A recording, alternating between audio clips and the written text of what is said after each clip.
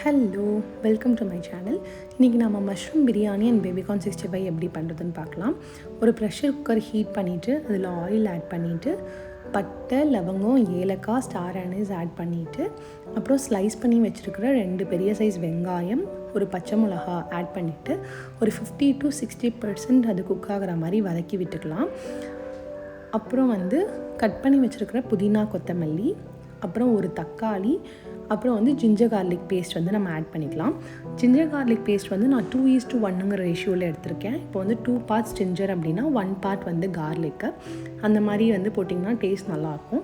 நல்லா வதக்கி விட்டுட்டு இதோட நம்ம இப்போது கல்லுப்பு ஆட் பண்ணுறோம். கல்லுப்பு, அப்புறம் காஷ்மீரி சில்லி பவுடர் லைட்டாக வதக்கி விட்டுட்டு கொஞ்சமாக மஞ்சள் பொடி, அப்புறம் கொத்தமல்லி பொடி ஆட் பண்ணிக்கலாம்.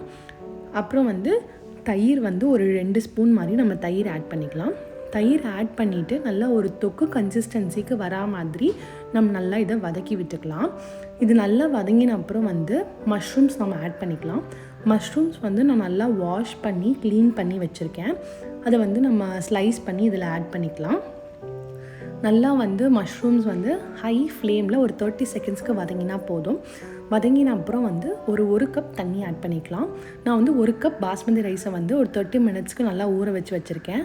அதை நான் இப்போது போட போகிறேன். அதை போட்டுட்டு சால்ட் செக் பண்ணிவிட்டு நீங்கள் இதை ப்ரெஷர் குக் பண்ணணும்.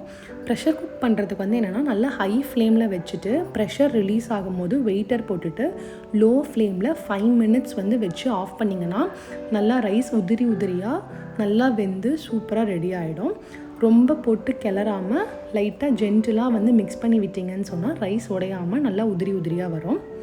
மஷ்ரூம் பிரியாணி ரெடி ஆகிடுச்சு. இப்போ பேபிகார்ன் 65க்கு ஒரு பவுலில் ginger garlic paste, chilli powder, அப்புறம் சால்ட்டு, அரிசி மாவு, அப்புறம் தயிர். நான் அரிசி மாவும் தயிரும் ஒரே குவான்டிட்டியாக எடுத்துட்டு அதுக்கப்புறம் இதோடையே கொஞ்சமாக லெமன் ஜூஸ், அப்புறம் கரம் மசாலா இதெல்லாம் ஆட் பண்ணிவிட்டு நல்லா ஒரு ஸ்மூத் பேஸ்ட்டுக்கு நம்ம இதை நல்லா மிக்ஸ் பண்ணிப்போம்.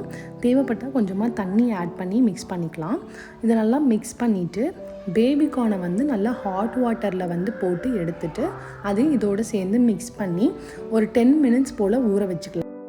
இது ஊறிட்டுருக்கிற டைமில் நம்ம ஆயில் ஹீட் பண்ணிக்கலாம். ஆயில் சூடானதும் இந்த பேபிகார்னை அதில் போட்டு நல்லா ஒரு கோல்டன் ப்ரௌன் கலருக்கு வரா மாதிரி ஒரு மீடியம் ஃப்ளேமில் வச்சு நம்ம பொரிச்சு எடுத்துட்டோம்னா பேபிகார்ன் 65 சூப்பராக ரெடி ஆகிடும். உங்களுக்கு இந்த ரெசிபி எல்லாம் பிடிச்சிருந்ததுன்னா கண்டிப்பாக சேனலை சப்ஸ்கிரைப் பண்ணுங்கள்.